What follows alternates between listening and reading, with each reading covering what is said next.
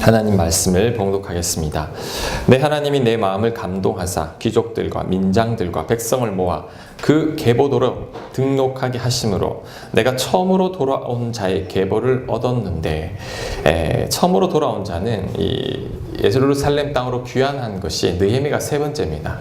처음 돌아온 자들부터 계보를 얻었다고 합니다. 거기에 기록된 것을 보면 옛적에 바벨론 왕 느부갓네살에게 사로잡혀 갔던 자들 중에서 노임을 받고 예루살렘과 유다에 돌아와 각기 자기들의 성읍에 이른 자들 곧 스룹바벨과 예수아와 느헤미야와 아사랴와 리아마와 나하마니와 모르드게와 빌신과 미스베렉과 비그에와 느훔과 바니와 함께 나온 이스라엘 백성의 명수가 이러하니라 하고 7장 전체가 그 첫 번째로 귀환한 자들의 명단이 나옵니다. 자, 여기까지 읽고 제가 말씀 전합니다. 고등학교 때, 우리 요즘은 안 그렇겠지만 저희 고등학교 때는 이제 반 전체가 단체로 매를 맞을 때가 있었습니다. 제 또래들은 아마 기억하실 겁니다. 제일 먼저 맞는 애가 제일 고생하죠. 왜? 매도 먼저 맞는 게 낫다. 다 거짓말입니다. 먼저 맞으면 선생님이 화가 나 있어요. 단체 기합을 할 때는 얼마나 화가 나 있겠습니까? 팔에 힘이 넘쳐납니다. 처음 맞는 애는 엄청 아프죠. 그래서 애들이 자꾸 뒤로 도망갑니다. 나중에 맞으려고. 정말 끝에서 한 두세 번째 맞으면 별로 안 아파요. 맞아도 선생님 벌써 뭐 물집 잡히고 막 때리니까 팔에 힘이 다 빠져서 안 아프죠. 그래서 단체로 매를 맞을 때는 여러분, 누가 제일 먼저 맞느냐가 정말 중요합니다. 왜? 맷집 좋은 애가 제일 처음에 맞으면, 때리면 끝까지 버티죠. 이렇게 선생님 화가 나서 한 20대를 때리면 이제 60명 전체가 20대를 맞는 거고, 처음에 맞는 애가 잘 못 맞으면 한 5대 맞으면 전체가 5대를 맞는 겁니다. 그래서 그때 우리 반에는 제일 먼저 매를 맞는 애가 정해져 있었어요. 걔 이름 기억 안 나는데 별명이 만용이에요. 만용. 크로마뇽인처럼 생겨가지고 만용이라는 애인데, 이 친구는 이 엄살과 연기는 그 수준급이에요. 그래서 단체 맞을 때는 항상 아이들이 막 제일 앞으로 밉니다. 그래서 한 대 딱 때리면 벌써 털썩 주저앉아요. 2대 맞으면 앞으로 막 꼬꾸라지고, 3대 맞으면 선생님 바지 가랭이를 잡고 잘못했다고 우리가 다시는 이러지 않겠다고 막 이렇게 매달립니다. 그러면 선생님이 때리다가 선생님도 웃긴 거예요. 그러니까 우리들도 막 웃고. 걔가 맞으면 많이 맞아요. 5대. 적게 맞을 때는 전체 3대밖에 안 맞는다라는 거죠. 그런데 본인은 힘들죠. 매번 제일 먼저 맞으면서 그 연기를 해야 되니까. 제가 드리고 싶은 말은 처음이 힘들다라는 거죠. 콜럼버스가 신대륙을 발견하고 왔을 때 유럽 사람들이 웃죠. 뭐 서쪽으로 가면 누구나 다 발견할 수 있는 거 아니야. 그때 콜럼버스가 계란을 한번 세워보라고. 날계란 어떻게 세웁니까? 못 세우죠. 아무도 못 세운다고 그러자 콜럼버스가 끝을 딱 깨서 딱 세우잖아요. 에이, 그거 누가 못해. 그때 콜럼버스가 했던 말, 남들 하면 따라하기 쉽지만 처음으로 하는 것은 어렵다라는 거죠. 정말 그렇습니다. 교회를 개척하고 이제 친구 목사님들, 아는 목사님들 한 번씩 방문을 하는데 뭐 저보고 이런 말을 해요. 지난 교회에서 지원해주고, 아유, 이렇게 좋은 장소 있으니 개척 거저다. 그냥 쉽게 하겠네. 라고 그러는데 이제 속으로는, 야, 그런 게 아닌데. 지금 오면 뭐 본당도 2층도 그럴듯하지만 처음에 이곳에 왔을 때 정말 다 허물어져가는 비어있는 공간이었어요. 기곡산장 같았습니다. 본당은 다 썩어 있었고 2층도 엉망이었죠. 교인도 한 명 없었습니다. 그때 한 주 한 주 예배 드리는 게 그때는 너무 힘들었죠. 제가 이야기했죠. 토요일 때면 잠이 오지 않는다. 왜? 내일 아무도 오지 않을 것 같은 그런 마음들 때문에. 그래서 저는 교회를 시작할 때 함께 예배 드려주신 분들이 너무너무 고맙습니다. 왜냐하면 교회가 얼마나 많습니까? 훌륭한 목사님들 너무 많습니다. 그 많고 많은 교회 중에 이렇게 작고 연약한 교회 오셔가지고 처음부터 예배 드려주는 것, 자, 그게 얼마나 큰 힘이 되는지 모른다라는 거죠. 그분들이 있기 때문에 지금 우리 교회가 있는 것입니다. 자, 제가 오늘 왜 이런 이야기를 하느냐, 자, 느헤미야의 바로 오늘 그런 이야기입니다. 자, 성벽이 건축 다 되었을 때 하나님께서 느헤미야의 마음을 감동하시더니 처음에 예루살렘에 돌아온 자들을 명단을 작성하라고 합니다. 자, 여러분 처음으로 귀환한 자들이 누구냐? 여러분 성경을 좀 알아야 되니까 한번 잘 들어보십시오. 스룹바벨이 처음으로 귀환해서 지금부터 느헤미야가 오기 한 70년 전에 와서 성전을 건축했습니다. 그때 배경이 된 성경 말씀이 학개, 스가랴서가 그때 배경이죠. 와서 성전을 건축하고 이제 예루살렘을 다시 일으키려고 했지만 실패했습니다. 무너진 성읍을 세우는 게 쉽지 않거든요. 그 뒤로 한 60년이 지나서 두 번째 에스라서의 에스라 선지자가 두 번째로 백성들을 데리고 와서 도착했습니다. 에스라가 성벽을 세우려고 했지만 적들의 방해로 실패했죠. 에스라가 말씀으로 양육을 하려고 했지만 워낙 기본 바탕이 되어 있지 않다 보니 두 번째 에스라도 실패했던 거죠. 세 번째 느헤미야가 와서 이 강력한 리더십으로 이제 무너진 성벽을 52일 만에 재건했던 거죠. 그때 하나님께서 느헤미야에게 감동을 주십니다. 처음 왔던 자들의 계보를 조사해서 그 명단을 작성하라고 합니다. 본문을 묵상하면서 이런 생각이 들었습니다. 왜 처음 온 자들일까? 그들은 벌써 잊혀진 자들이죠. 70년 전에 왔던 자들이니까. 인구 조사를 할 것 같으면 지금 인구 조사를 해야 되잖아요. 지금 우리 교회의 교인들, 교인 명부를 지금 나오는 분들을 작성해야지 옛날에 70년 전에 나왔던 분들, 그분들의 명단을 왜 작성하라고 하는 것일까요? 이유가 있습니다. 자, 처음에 온 자들이 가장 고생했기 때문이죠. 하나님은 그들을 먼저 기억하라는 것입니다. 자, 여러분 생각해 보십시오. 지금 여러분이 이제 우리나라가 일제에 망했습니다. 나라를 빼앗겼죠. 우리 과거에. 근데 우리가 지금 미국에서 이민 생활을 하고 있다면 무너진 조국 땅으로 가고 싶을까요? 우리나라 40년, 50년대 얼마나 못 살았습니까? 그런 황폐한 땅으로 여러분 가라고 하면 가실 수 있겠습니까? 그때 당시 바벨론하고 페르시아는 이제 전 세계에서 가장 잘 사는 나라였습니다. 지금의 미국보다 더 잘 살 때였죠. 그 이민 생활을 잘하고 있는 스룹바벨, 에스라, 느헤미야 같은 사람이 그것을 포기하고 조국을 세우기 위해 그 열악한 땅으로 간다라는 것은 쉽지 않다라는 거죠. 그 중에 가장 어려운 사람들이 처음으로 가는 사람들입니다. 플런티어죠. 개척자들이죠. 완전히 무너진 이 예루살렘에 그 사람들은 고생하기 위해, 희생하기 위해 죽을 각오하고 간 것입니다. 그래서 이들이 처음에 가서 고생했기 때문에 2차 귀환이 있을 수 있었고 3차 귀환이 있을 수 있었고 예루살렘이 재건될 수 있었다라는 거죠. 그래서 어떻게 보면 스룹바벨 이하의 첫 번째로 귀환한 자들은 마중물과 같은 자들이라는 거죠. 하나님께서 그들을 기억하는 것입니다. 처음 조국으로 와서 희생한 그 선배들을 명단을 작성해서 기록에 남기라는 거죠. 이게 바로 느헤미야 7장 전체의 말씀입니다. 그들의 계보를 조사하는데, 자, 여러분, 굉장히 큰 가문의 영광입니다. 여러분, 성경에 내 이름이 기록되어 있어요. 내 가문이 기록되어 있습니다. 얼마나 큰 영광입니까? 최초로 달에 갔던 사람이 누구죠? 암스트롱. 우리 기억하잖아요. 기억하는 것. 하나님께서 이스라엘 백성들에게 느헤미야에게 하는 말, 처음으로 온 자들 기록해서 계보를 작성해서 남겨놓으라는 겁니다. 왜? 그들이 고생했기 때문에 이 자리까지 왔다라는 거죠.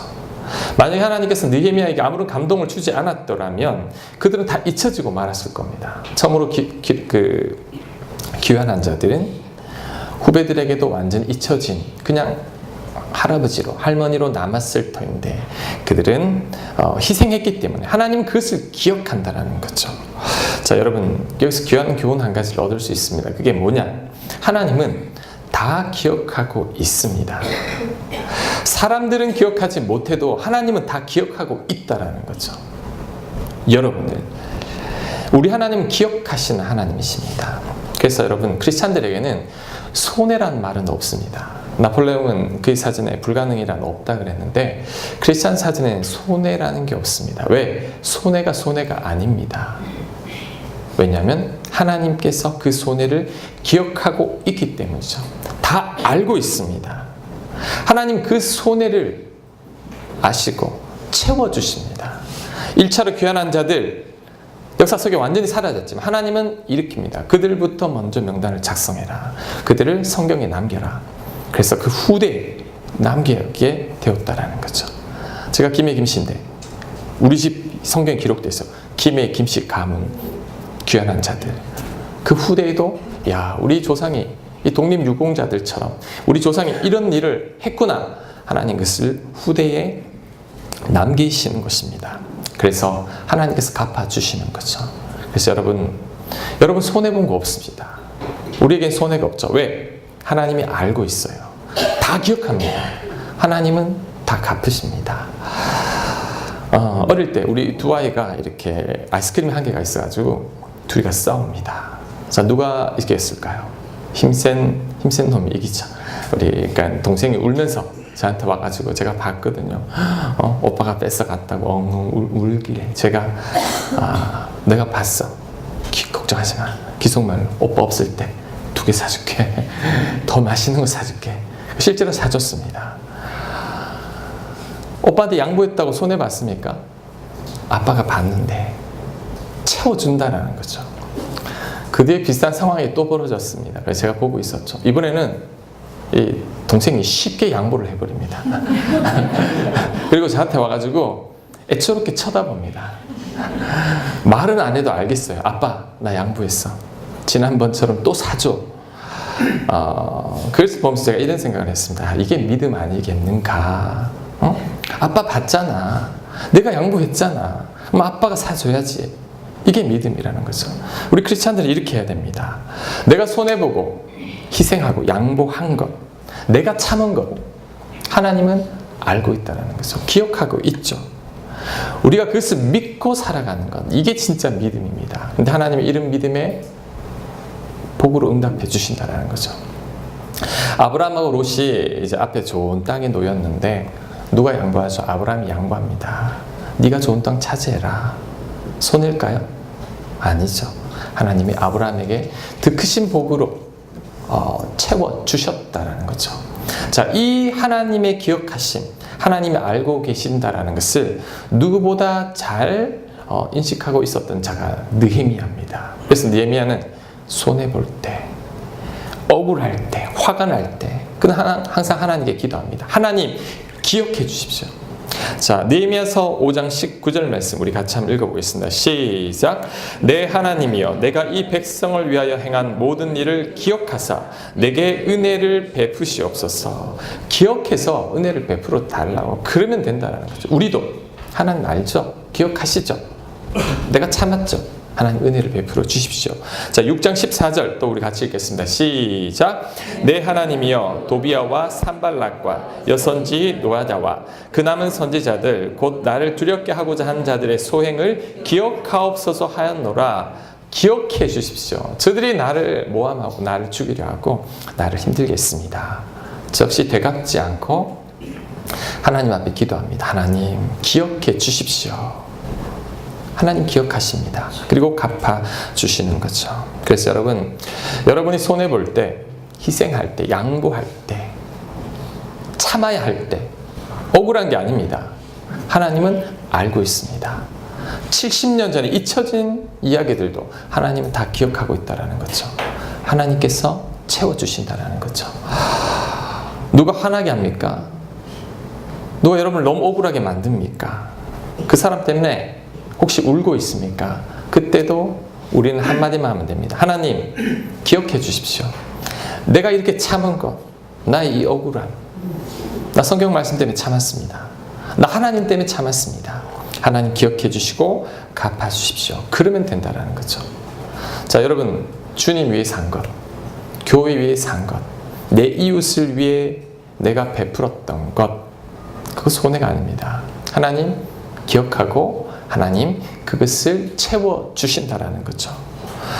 심지어 하나님은 지극히 작은 것, 아주 보잘것없는 것, 그리고 나약한 사람들에게 베푼 것마저도 하나님 다 기억하고 있습니다. 자, 마태복음 25장 34절 이하가 그 말씀입니다. 연약한 자들, 힘없는 자들 베풀었는데, 자, 하나님은 하나님 자신에게 베풀었다고 말을 합니다. 25장 34절 내 아버지께 복받은 자들이여 나와 창세로부터 너희를 위하여 예비된 나라를 상속받으라. 내가 줄일 때에 너희가 먹을 것을 주었고 목마를 때에 마시게 하였고 나그네 되었을 때에 영접하였고 헐 벗었을 때에 옷을 입혔고 병들었을 때에 돌보았고 옥에 갇혔을 때에 와서 보았느니라. 이에 의인들이 대답하여 이르되 주여 우리가 어느 때에 주께서 줄이신 것을 보고 음식을 대적하며 목마르신 것을 보고 마시게 하였나이까. 어느 때에 나그네 되신 것을 보고 영접하였으며 헐벗은 것을 보고 옷 입혔나이까. 어느 때에 병드신 것이나 옥에 갇히신 것을 보고 가서 배웠나이까 하리니 임금이 대답하여 이르시되 내가 진실로 너희에게 이르노니 우리 같이 한번 읽겠습니다. 시작. 너희가 여기 내 형제 중에 지극히 작은 자 하나에게 한 것이 곧 내게 한 것이니라 하시고.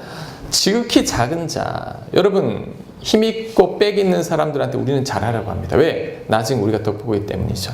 하지만 믿음의 사람은 그 반대입니다. 오히려 갚을 능력 없는 사람, 지극히 작은 자, 소외된 자, 그들에게 오히려 선을 베풉니다. 왜? 하나님한테 베푼 겁니다. 하나님께서 갚아주시는 거죠. 그래서 여러분 손해하고 손해보고 희생한 것 하나님이 다 기억하십니다. 하나님께서 다 기억하시고 또 여러분에게 갚아주실 줄로 믿고 살아가시는 여러분들 되시길 바랍니다. 아멘. 제가 한 가지만 더 이야기하겠습니다. 오늘 이 말씀 속에서 내가 희생할 때 내 곁에 사람이 복을 누리게 된다라는 거죠.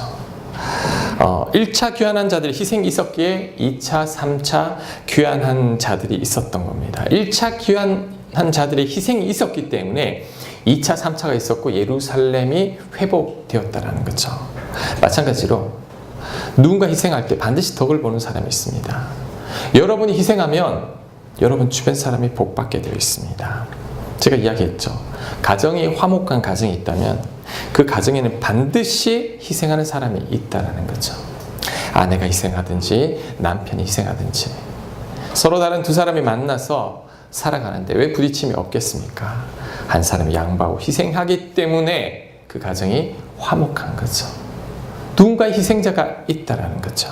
교회도 마찬가지죠. 지금 우리가 예배를 드리지만 여러분 아침 일찍부터 보이지 않는 손길들이 있습니다. 와서 불 켜고 음향 장비하고 마이크하고 식사 준비하고 주차 안내하고 성가대 연습하고 목장님들 어제부터 준비를 하고 그 모든 희생이 있기 때문에 지금의 이 교회가 있다라는 것이죠.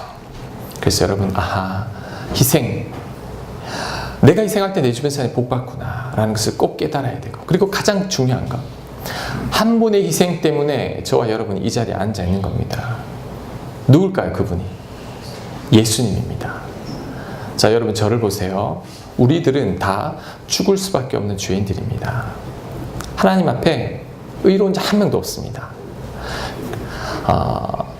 우리가 지은 죄 때문에 우리가 벌받아야 하고 우리가 죄값을 치러야 되는데 그 죄값을 예수님이 치르신 거예요. 예수님이 우리 대신 벌받고 우리 대신 채찍 맞고 우리 대신 십자가에 못 박혀 죽으셨죠. 우리는 그 사실을 믿는 것만으로 죄 용서받고 구원받고 영생 얻고 하나님의 자녀가 되었다는 거죠. 예수님이 희생이 없었다면 우리는 여기 없습니다. 마찬가지로 우리의 희생이 없다면 내 가족도 이 교회도 없는 것입니다. 제가 말씀을 준비하면서 쭉 묵상하다가 국제시장 영화 본 게 생각이 났어요. 보신 분들, 국제시장 보신 분들. 그래요. 오늘 집에 가서 꼭 보십시오. 오늘은 제가 간단하게 한 줄거리를 한번 이야기해 드리겠는데 우리 6.25 때 우리 흥남철수 6.25 때 흥남철수 하죠. 이 주인공이 윤덕수입니다.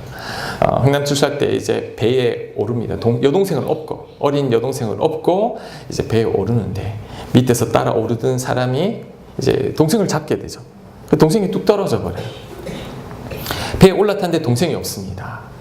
막 동생을 찾으니까 아버지가 무슨 일 있냐 울면서 아버지 동생 잃어버렸습니다. 동생 찾으러 갈게요. 그런데 배가 떠나려고 합니다. 아버지가 입던 옷을 벗어서 아들에게 입혀주고 어린 아들에게 덕수야 내 말 잘 들어라. 네가 장남이다. 아버지가 없으면 네가 가장이다. 아버지가 동생 찾아서 부산으로 갈 테니 먼저 가 있어라. 그리고 네가 가장이니 너는 이제부터 가족을 책임져야 된다. 그 말을 하고 아버지가 배를 내리고 동생을 찾으러 갔는데 배가 떠나버리죠. 그 뒤로 다시는 덕수는 아버지를 볼 수가 없습니다. 덕수 마음에는 죄책감이 있는 거예요. 내가 그때 동생을 잃어버리지만 않았더라도 동생과 헤어지지 않았을 텐데, 아버지랑 헤어지지 않았을 텐데. 그리고 아버지가 했던 말, 네가 가장이다. 가족을 책임져야 된다. 그 말에 덕수는 어릴 때부터 평생을 이 가족들을 위해서 모든 희생을 다합니다. 그의 모든 삶을 다 바치죠. 이제 60년대 동생이 서울대 합격을 합니다. 등록금이 없어요. 그래서 그가 선택한 것이 이제 파독, 광부로 독일에 가는 거죠. 그래서 고생을 하죠. 죽을 뻔합니다. 무너져가지고. 그리고 귀국했더니 이제 번 돈으로 가정을 일으켜 세우고 잘 살고 있습니다. 이제 70년대가 되니 가게가 넘어갈 지경이고 동생이 시집 가야 되는데 돈 없다고 오빠한테 막 난리를 피웁니다. 그래서 또 결심한 게 뭐냐? 이제 월남전에 기술병으로 이제 가게 되는 거죠. 가족들을 말리지만 독일에서 만난 그 파독 간호사 아내는 막 울면서 말리지만 가족 때문에 안 된다고 갑니다. 그래서 또 돈을 벌어 오죠. 그런데 월남에 가서 총에 맞아서 이제 다리를 다쳐서 이제 평생 이제 전륜발해가 됩니다. 80년대 그때 우리나라 이산 가족 찾기 한참 했었잖아요. 그때 방송을 보고 이제 동생을 찾습니다. 그랬더니 이제 동생이 미국으로 입양되어 있다는 거죠. 그 동생을 만납니다. 얼마나 기뻤을까요? 덕수는 가족들을 위해서 이렇게 희생하고 고생하는데 가족들은 잘 몰라줍니다. 자녀들은 아버지한테 늘 고집 세다고, 아버지 무시하고. 그래도 어느 날 이제 요즘 시대가 되어서 이 덕수가 할아버지가 되었죠.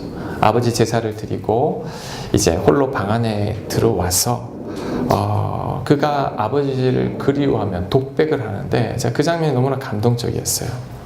이런 말을 합니다. 아버지, 저 약속 잘 지켰죠. 헤어진 동생도 찾았고 이만하면 저 잘 살았죠.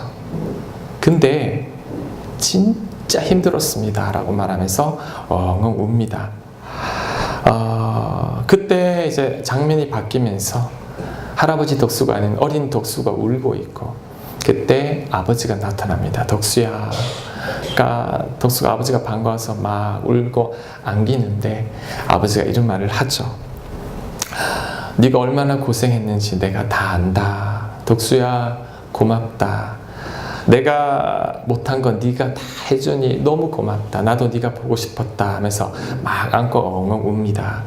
그리고 다시 현실 속으로 돌아와서 덕수가 어릴 때 자기에게 입혀줬던 아버지 옷을 안고 엉엉 우는데 이제 마지막 엔딩 장면이죠. 옆방에는 가족들이 막 웃고 춤추고 너무너무 즐겁게 지내고 있는데 아버지 덕수는 울고 있었던 거죠. 감독이 의미하는 것은 이렇게 즐거울 수 있었던 것은 이 덕수의 고생 때문이라는 것, 가르쳐주기 위함이었다라는 겁니다.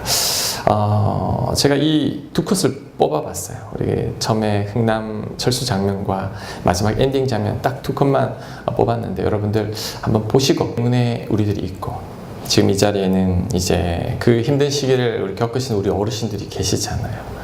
이 어르신들이 있기 때문에 오늘날의 대한민국이 있다라고 생각합니다. 주인공 윤덕수가 이런 말을 하죠. 우리 자식이 고생한 게 아니라 우리가 고생한 것이 참 다행이라고. 정말 그 말이 맞죠. 부모님이 고생했기 때문에 우리 자식들이 이렇게 잘 살고 있는 것 아닙니까? 저는 그 마지막 장면에서 많이 울었습니다. 윤덕수 마지막 말 때문이었죠. 이만하면 잘 살았지. 근데 진짜 힘들었습니다. 제가 힘들 때 이 영화를 봤습니다. 이 영화를 보는데 제가 이 윤덕수의 고백을 하나님께 하고 있는 거예요. 하나님, 늦게 예수님 믿고 제가 지금 이 자리까지 오게까지 진짜 힘들었습니다. 이제 그러면서 제가 막 울고 있는 거예요. 그때 장면이 바뀌죠. 이제 덕수 아버지가 말씀합니다. 그때 다 안다. 네가 얼마나 고생했는지를. 고맙다. 이제 그 말이 이제 하나님께 저에게 하는 말씀으로 들렸어요. 다 안다. 고맙다. 네가 얼마나 힘들었는지를. 하나님이 저를 안아주시는 것 같았습니다. 그래서 제가 엉엉 울었던 그 기억이 납니다. 여러분, 하나님 다 아시죠? 기억하고 있죠? 여러분이 얼마나 힘들었는지, 여러분이 얼마나 희생했는지, 얼마나 참고 살았는지. 그러면 되지 않습니까? 저는 그러면 됐습니다. 더 이상 필요 없습니다. 아무도 몰라줘도 하나님이 알아주신다라면 더 이상 뭐 바랄 게 없다라는 거죠. 그리고 이런 희생이 있기 때문에 누군가가 덕을 보고 있다라는 거죠. 내 가족이 덕을 볼 수도 있는 거죠. 여러분 희생했습니까? 덕분에 여러분 가족들이 잘 살고 있잖아요. 그것만으로도 얼마나 감사합니까? 여러분, 덕수 아버지의 말 다 안다. 고맙다.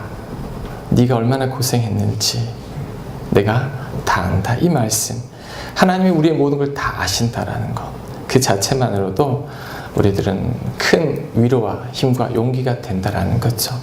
시편 139편 말씀이 생각납니다. 이 말씀 읽고 마치도록 하겠습니다. 자, 여호와여, 주께서 나를 살펴보셨으므로 나를 아시나이다. 주께서 내가 앉고 일어섬을 아시고 멀리서도 나의 생각을 밝히 아시오며 나의 모든 길과 내가 눕는 것을 살펴보셨으므로 나의 모든 행위를 익히 아시오니 여호와여, 내 혀의 말을 알지 못하시는 것이 하나도 없으시니이다. 하나님이 다 알고 있고 하나님이 다 기억하고 계십니다. 그 하나님께서 여러분 갚아주실 겁니다. 그리고